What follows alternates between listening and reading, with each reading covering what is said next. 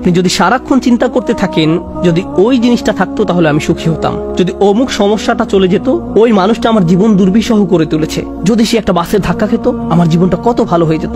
প্রতিবার বাস দেখলে আমি এই দোয়া করি। আমরা সব সময় নিজেদেরকে একথা বলে বুঝাই, যদি অমুক মানুষটি বা অমুক সমস্যাটি জীবন থেকে চলে যেত তাহলে জীবন কত সুন্দর হয়ে যেত, অথবা যদি অমুক দুঃখটি দূর হয়ে যেত তাহলে সবকিছু পারফেক্ট হয়ে যেত। যদি মানুষের পরিবর্তন হতো, যদি পরিস্থিতির পরিবর্তন হতো, যদি পরিবেশের পরিবর্তন হতো, আমরা এভাবে ভাবতে থাকি সবকিছুর পরিবর্তন হলে জীবন সুন্দর হয়ে যেত, তাহলে আমাকে আর দুর্বল থাকতে হতো না। আমরা ভোগের উপর ভোগ করতে থাকি আর এতে পুরোপুরি আচ্ছন্ন হয়ে পড়ি। আর আল্লাহ আজ্জা জাল্লা বর্ণনা করছেন, জানো তুমি কত দুর্বল? তুমি একটি মাছির চেয়েও দুর্বল। দুআফাত তালিব ওয়াল মাতলুব। যখন তিনি এভাবে বলছেন, আমি আপনি মজ্জাগতভাবে অবিশ্বাস্যভাবে কতটা দুর্বল, একটু চিন্তা করে দেখুন। আপনাদের প্রত্যেকের মাথায় বিভিন্ন জিনিসের চিন্তা আছে প্রতিদিন। আমরা এখন রোজা রাখছি, নামাজ পড়ছি, আর আলহামদুলিল্লাহ নামাজ পড়ার সময় আমরা মনোযোগ ধরে রাখার চেষ্টা করি, কিন্তু এর বাইরে আপনার মাথায় কোন চিন্তা ঘুরঘুর করে? আপনি কি নিয়ে উদ্বিগ্ন থাকেন? আপনি কি নিয়ে চিন্তা করেন? কোন চিন্তাটি আপনার মাথায় সারাক্ষণ ঘুরতে থাকে? কোন জিনিসটির ব্যাপারে ভাবেন এটা যদি থাকতো, আর কোন জিনিসটির ব্যাপারে ভাবেন যদি এটা না থাকতো? কারোর জন্য অসুস্থতা, কারোর জন্য ডিপ্রেশন, কারোর জন্য দুঃখ, কারোর জন্য হয়তো কোনো ব্যক্তি। কেউ কেউ ভাবেন যদি ওই মানুষটা আমার ব্যাপারে খুশি হতো। তারা অন্য একজনকে খুশি করার চিন্তায় মশগুল থাকেন। যদি আমার বাবা আমার উপর খুশি থাকতেন তাহলে আমি সুখী হতাম, কিন্তু আপনার বাবাও তো একজন মানুষ। তিনি যদি আজ খুশি হয়েও থাকেন, কাল হয়তো তার জীবন শেষ হয়ে যেতে পারে। তারপর আপনি কি করবেন? এরপর আপনি কোথায় দাঁড়াবেন? সুতরাং আমি আর আপনি এভাবে এসব জিনিসের পেছনে ছুটতে থাকি। আর এর পরের আয়াতে আল্লাহ আজ্জা জাল্লা বলেন, মা কদারুল্লাহ হাক্কা কদরিহি। তারা আল্লাহকে যথাযথ মর্যাদা দেয় না। ইন্নাল্লাহ কাউইয়ুন আজিজ। নিশ্চয়ই আল্লাহ শক্তিধর, মহাপরাক্রমশালী। তুমি দুর্বল কিন্তু আল্লাহ সর্বশক্তিমান। তিনি আরো বলেন, তোমরা আল্লাহকে যথাযথ মর্যাদা প্রদান করনি। জানেন তিনি আমাকে আপনাকে কি বলছেন? তিনি বলছেন, তোমরা বিভিন্ন জিনিসের পেছনে ছুটবে, তোমরা বিভিন্ন মানুষের পেছনে ছুটবে, তোমরা এই দুনিয়ার যত কিছুর পেছনে ছুটো না কেন, এর প্রতিটি জিনিসের একদিন সমাপ্তি হবে। এর প্রতিটি জিনিস দুর্বল। এই কারণে তুমিও দুর্বল হয়ে পড়েছ। এই জন্য তুমি বারবার দুঃখ ভারাক্রান্ত হয়ে পড়ছো। ফলশ্রুতিতে তুমি বারবার ক্ষতির সম্মুখীন হচ্ছ।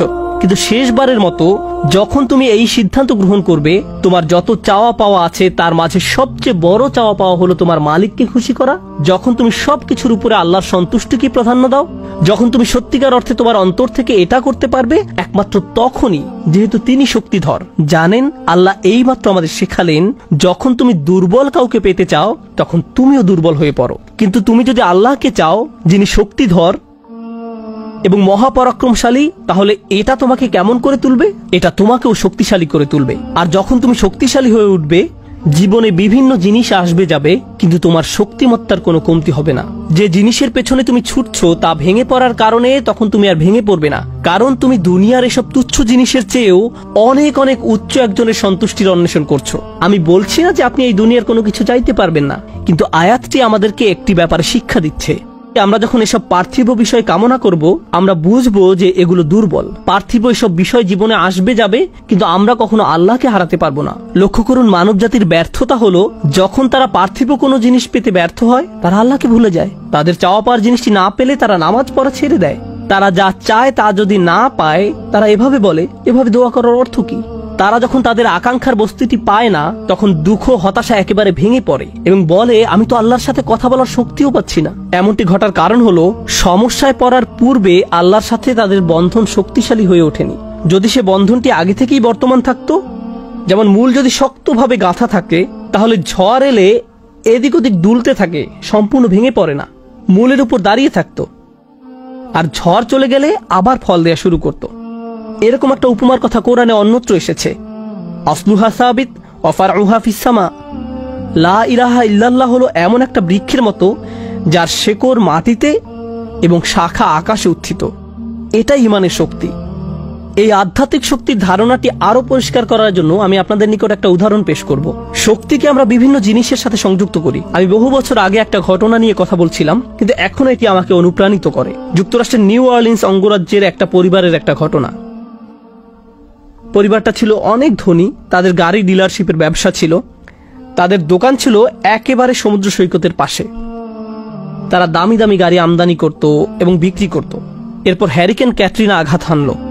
ক্যাটরিনা এসেছিল বিশাল জলোচ্ছ্বাস নিয়ে এবং এর ফলে তাদের কেনা সকল গাড়ি ভেসে গেল। একমাত্র লেক্সাস এলএস মডেলের একটা গাড়ি বর্তমান ছিল এবং পরিবারটা এই গাড়িতে করেই হ্যারিকেন আক্রান্ত এলাকা থেকে পালিয়েছিল। দুর্যোগ শেষ হওয়ার কয়েক মাস পরে স্টেটের সবকিছু খুলে দেওয়ার পর আমি আবার তাদের সাথে দেখা করতে গিয়েছিলাম। যে পরিবারটি মাসে প্রায় 2 কোটি টাকা আয় করত, তারাই এখন সেই লেক্সাস গাড়িতে করে পিজা ডেলিভারি দিচ্ছে। পরিবারটি এখন এই কাজ করছে। এক ব্যক্তির পিজা দোকানের জন্য তাদেরকে হায়ার করা হয়েছিল। মা বাবা দোকানে পিজা বানাতো আর ছেলে লেক্সাসে করে সেই পিজা ডেলিভারি দিত। আমি যখন এটা দেখলাম, কল্পনা করতে পারেন অন্য কেউ যদি এরকম পরিস্থিতিতে পড়তো, অন্য কোনো মিলিয়নিয়ার যদি এভাবে দেউলিয়া হয়ে যেত, তাদের কি হতো? তারা সম্পূর্ণ হতাশ হয়ে যেত, মদের বোতল হাতে জীবন পার করে দিত। কারণ তারা মনে করত যা তাদের ছিল তাই তাদের শক্তিশালী করেছে। এখন যেহেতু এই সম্পদ হারিয়ে গেছে, আমার পক্ষে আর এই পরিস্থিতি মোকাবেলা করা সম্ভব নয়, এই ধরনের ক্ষতি সহ্য করা সম্ভব নয়। কিন্তু এই পরিবারের ক্ষেত্রে যখন আমি তাদের সাথে দেখা করলাম, সবাই খুবই শান্ত, নির্বিঘ্ন।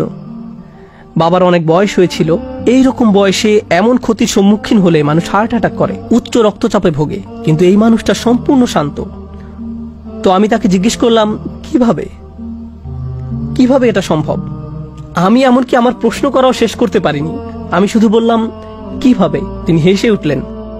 তিনি বললেন, যখন ব্যবসা ভালো ছিল আমি সারাক্ষণ ফোনে ব্যস্ত থাকতাম। শিপমেন্ট এসে পৌঁছেছে কিনা, পেমেন্ট দিতে দেরি হচ্ছে কিনা, কার কি ডেলিভারি দেওয়া প্রয়োজন, কাস্টমার খুশি কিনা, ট্যাক্সের হিসাব ঠিক আছে কিনা, কর্মচারীদের সমস্যা, অমুক সমস্যা, তমুক সমস্যা। এসব কারণে আমি কোনো মতে জুমার নামাজে উপস্থিত হতে পারতাম, কোনো রকমে। কিন্তু এখনো তো টেবিলে খাবার আছে, এখনো তো আমাদের মাথার উপর ছাদ আছে, আর এখন আমি নিশ্চিন্তে মসজিদে গিয়ে নামাজ আদায় করতে পারি। আর সকালে ঘুম থেকে উঠে আমাকে কিচ্ছু নিয়ে ভাবতে হয় না, একমাত্র আমার রবকে মনে করা এবং তার কৃতজ্ঞতা জ্ঞাপন করা ছাড়া। আমার আসলে মনে হয় আমার জীবন শেষ হওয়ার পূর্বে আল্লাহ আমাকে সহজ জীবনের এই নিয়ামত দান করেছেন। সেই বাবা এটাই বলেছিলেন, কোনো সাধারণ মানুষের পক্ষে এভাবে কথা বলা সম্ভব নয়। আপনি যদি এমন কথা অন্য কোনো ব্যবসায়ীকে বলতেন, সে বলতো এই লোকটার মাথা নষ্ট হয়ে গেছে, তার সকল সেন্স নষ্ট হয়ে গেছে। আর এই জন্যই এখন সে তার মাথায় এই পরিস্থিতির একটা যৌক্তিকতা খুঁজে নিয়েছে। আপনাদেরকে একটা কথা বলছি, একজন মানুষের পক্ষে কেবল তখনই এভাবে কথা বলা সম্ভব যখন সে বুঝতে পারে যেসব জিনিসের পিছনে সে ছুটছে তা দুর্বল। কেবলমাত্র আল্লাহই শক্তিশালী।